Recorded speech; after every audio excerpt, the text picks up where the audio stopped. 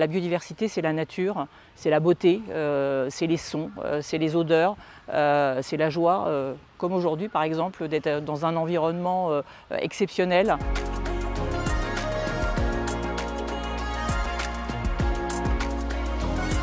Je m'appelle Véronique Dame, je dirige une société qui s'appelle Biodifcorp et ça fait 17 ans que j'accompagne les entreprises à intégrer la biodiversité dans leurs activités.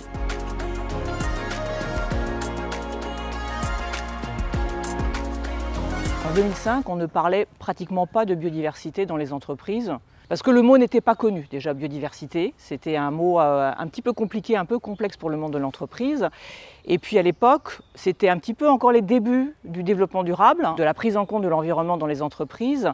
Et cette prise en compte était très focalisée sur la question du climat, sur la question du carbone. Et ça l'a été encore pendant des années et ça l'est encore aujourd'hui.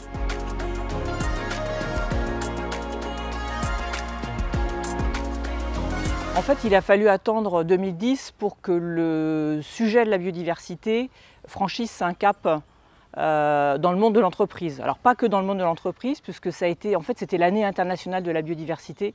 Donc les médias ont commencé à en parler un peu plus. Donc il y a eu une caisse de résonance beaucoup plus favorable au sujet de la biodiversité et qui est donc arrivée jusqu'à l'oreille des entreprises.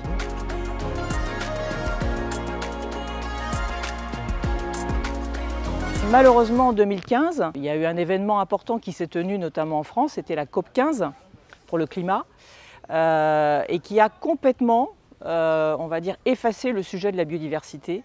Donc toutes les considérations environnementales étaient focalisées sur le climat, et la biodiversité a fait au moins 3 pas en arrière à ce moment-là. Donc il a fallu, et nous, on l'a vu dans notre métier, repartir à l'assaut, à la charge, pour réexpliquer que le sujet de la biodiversité était effectivement très important. Et d'ailleurs qu'il était fortement lié au climat. Et quand on parlait de climat, il ne fallait pas oublier effectivement le sujet de la biodiversité.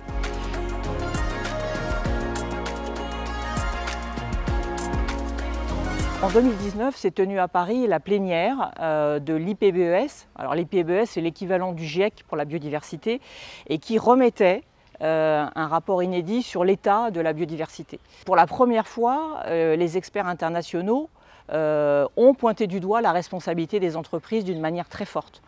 C'est à ce moment-là qu'on a dressé cette hiérarchie des 5 grandes causes de la biodiversité, qui sont la dégradation des terres, qui sont la surexploitation de ressources naturelles, le changement climatique, les pollutions, l'introduction d'espèces invasives. Et derrière toutes ces causes de l'érosion, on trouve les activités économiques. Donc c'est ce message que les experts de l'IPBES ont voulu faire passer et en expliquant que les entreprises étaient effectivement une partie prenante du sujet de l'érosion de la biodiversité et étaient la solution pour lutter, pour freiner effectivement cette érosion.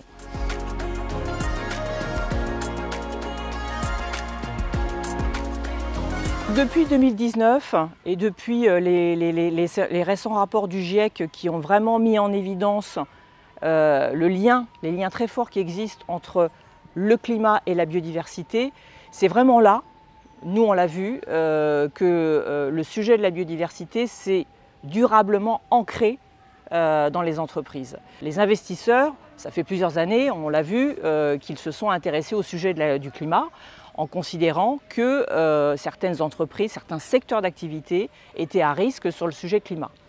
Depuis 2-3 ans maintenant, on observe exactement la même chose sur le sujet de la biodiversité. On peut comparer aussi l'organisation des COP, ces fameuses COP, qui sont des moments forts où se réunissent un peu tous les experts de tous les pays du monde pour sortir des nouveaux rapports, pour alerter les dirigeants, les décideurs, les entreprises sur l'état de la biodiversité et sur ce qu'il faut faire. Donc il y en a un très important que l'on attend depuis 2 ans parce qu'il a été repoussé en raison de la crise sanitaire. C'est donc la COP 15 qui va fixer une nouvelle feuille de route internationale pour la biodiversité. Donc elle est très attendue et notamment elle est très attendue pour les entreprises pour savoir en gros quelles sont les limites un peu pour le climat, hein, on a effectivement une limite de température qu'il ne faut pas dépasser, et bien probablement la prochaine COP15 va fixer, on va dire, des limites, une limite planétaire au-delà de laquelle effectivement on considère qu'en matière de biodiversité, ça va être difficile de revenir en arrière.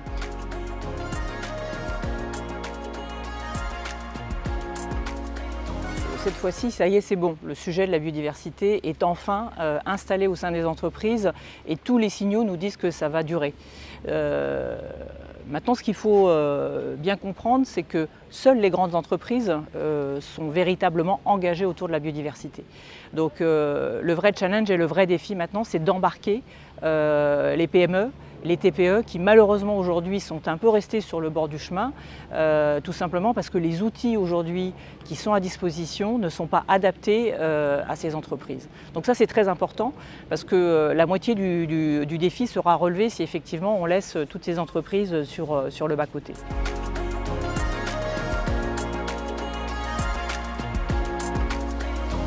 C'est important de se poser les bonnes questions quand on est consommateur, quand on est salarié, des choix que l'on fait et des impacts que ça va générer sur la biodiversité. En fait, chacun a aujourd'hui sur la table des solutions très concrètes qui ne sont peut-être pas extraordinaires. On a l'impression effectivement qu'on ne va pas changer le monde, mais c'est tous ces petits gestes qui, mis bout à bout les uns derrière les autres, dans l'entreprise ou dans la vie de tous les jours, qui vont effectivement permettre de réduire d'une manière assez drastique les pressions qu'on a sur la biodiversité, voire, et c'est aussi l'objectif, de commencer à régénérer progressivement les écosystèmes.